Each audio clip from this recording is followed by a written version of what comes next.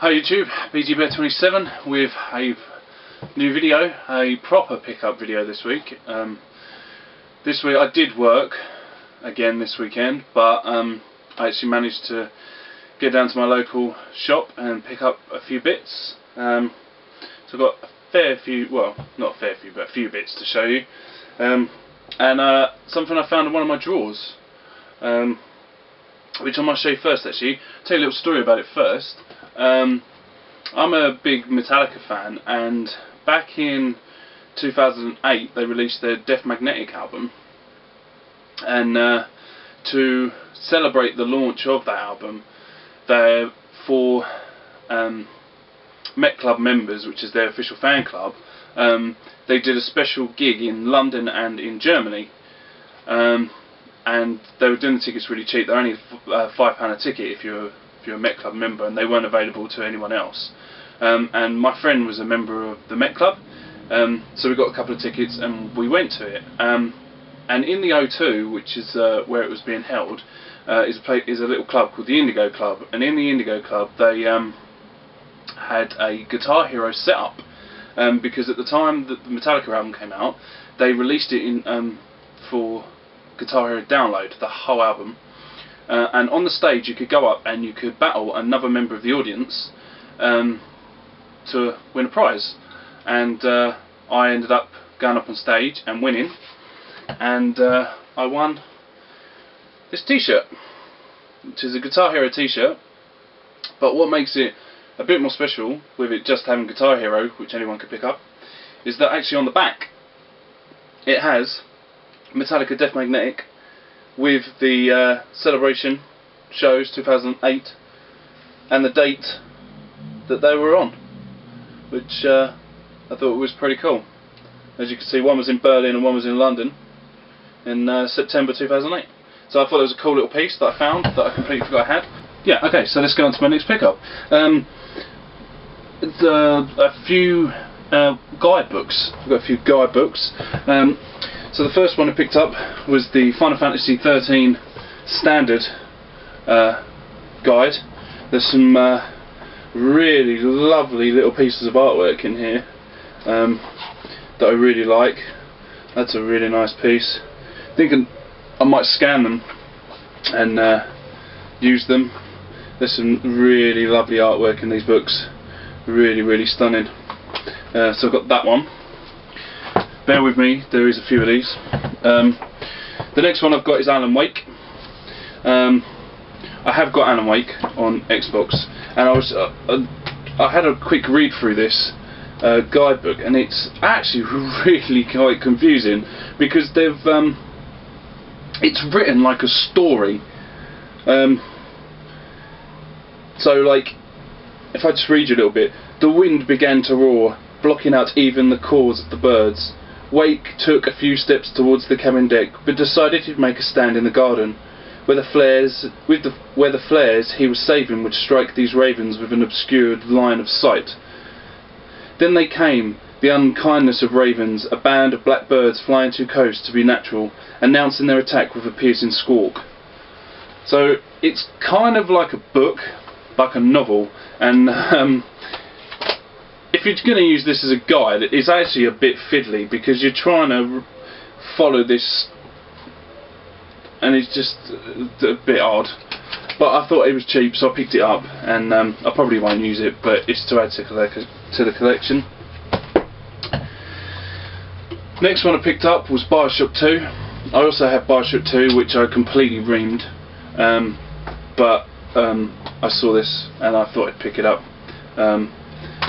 This has got a few nice little pieces of artwork in it, which is quite smart. I loved these games. I mean, if you've never played them, you should go out and get these games. And the second one wasn't as good as the first one. The first one was just amazing. The story and the atmosphere were incredible. But the second one was still really good, and really looking forward to Bioshock Infinite.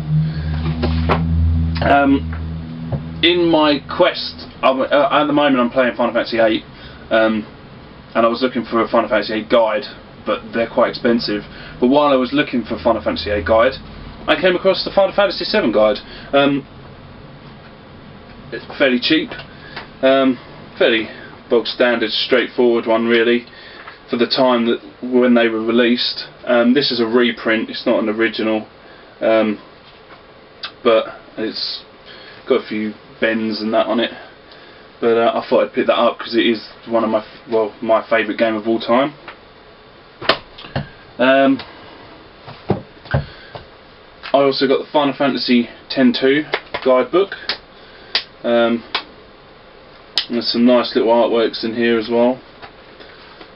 That's what I love about like some of these Final Fantasy ones. The artwork is just like incredible in some of the later ones. It's really cool. So I picked that one up. And I got two World of Warcraft ones. I got World of Warcraft the official strategy, but this is the early one, so this is like when the game first came out, like all those years ago. So this is not fully up to date, but I thought I'd pick it up anyway. And the other one was the World of Warcraft Atlas hardback, with all the maps. But this isn't up to date either. This hasn't got everything. But I picked it up because it was, again, cheap. So that's all the guidebooks. And then finally, I've got a pile of games. So the first one I got was Prince of Persia. Never played this, had a quick go on it. It was okay, not too bad. Obviously the series got really big, so big that they made an awful movie out of it, which I watched a few weeks ago and was absolutely dreadful. Yeah, so I just got that to add to my collection. Next, I got 007 from Russia with Love. Was having a quick playthrough on this, and it didn't sound like Sean Connery. The voice acting sounded pretty bad, and then but I actually think it really is him. But like, because of when the game came out, he was a lot older, and I think he was trying to play on his Mishmani sort of accent. It sounded a bit weird. The gameplay is alright, it's a bit average. Just your standard third-person shooter, really. So yeah, so James Bond. Next, we've got Splinter Cell Chaos Theory. I played the first one. That was the only Splinter Cell I've ever played. I'm not very good at them, that's why. But it was in an offer that I got all these in. I tried this one. I found it really dark, actually, extremely dark. Very hard to see. But then, sitting in the room that I'm sitting in now, I've got windows on both sides of the telly, so you can't see the screen very well, so that might have been why. But I might try and get into this, I don't know. I really bought it just to add to the collection. So, here you go, Splinter Cell. Next I got Wipeout Fusion. Used to love the first two on the original PlayStation. Used to love them. Never played this one. Gave it a quick go. Forgotten how fast this game is. How quickly your mind has to take in all the information. It's very, very fast paced. I mean, you get weapons in it like you do in like Mario Kart, but it's far more fast paced than Mario Kart. So, Wipeout.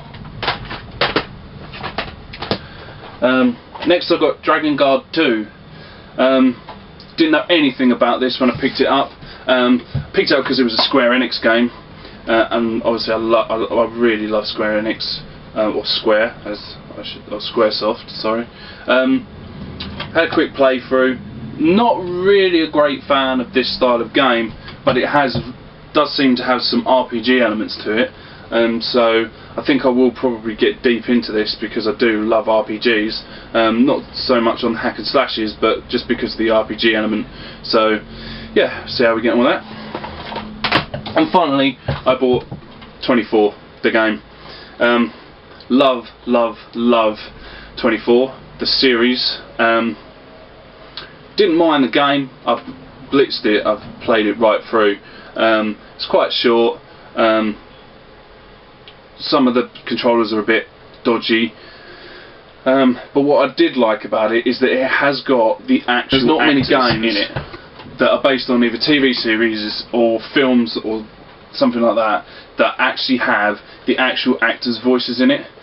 So that was one reason why I liked this game. that's pretty much it. Maybe the little cameo at the beginning from Chris Moyles, the Radio 1 DJ. I don't know if anyone's ever noticed that, but it is him. It's not his voice, but it is his character model. Yeah, so 24. So you see, this week I've got quite a few pickups. Next week I'm extremely busy, but I'm hoping I can get a quick video online for you guys. Just a couple of quick updates on what's happening over the coming month, actually. So next weekend I'm busy because I'm packing, because I'm going on holiday. I'm going to Paris for a week, but I'm going Wednesday to Wednesday. But I'm hoping that the weekend in between I will get a video online for you guys while I'm in Paris. I'm hoping to try and find maybe a game store or something and get a European pickup and show you a little bit of Paris while I'm at it. Next weekend I'm also, even though I'm busy, I'm doing a massive Final Fantasy VIII blitz. I'm going to try and do as much, so I might put up a Final Fantasy VIII video. I'm also, let me know what you think, but I might start doing a Let's Play videos. So I'll just randomly choose one of my games out of my collection and put up a little 10-minute video of me playing it and just comment on how bad my gameplay is. And also, another announcement is that on the 23rd of September I'm going to be at the Eurogamer Expo in London, Earls Court. So if anyone's going to be there, it would be awesome if we could meet up there and just say hi. I've never been to one before, don't know what to expect, but obviously I will be taking my camera with me and I'll be trying to get some decent videos, maybe try and get some interviews with some of the people there to answer some questions on upcoming games, and so that should be quite exciting. I'm really looking forward to that. Actually, I booked the tickets for it yesterday and it should be really good. Really looking forward to it. And also in the next month I'm going to be trying to go to the Trocadero in London, so hopefully there'll be a video up of that soon. Anyway, thank you very much for watching. Thank you to everyone that's still subscribing. I can't believe I'm up to what I'm up to now. Thank you for all your support and your messages, and it's lovely. Keep it coming, and I shall see you next time.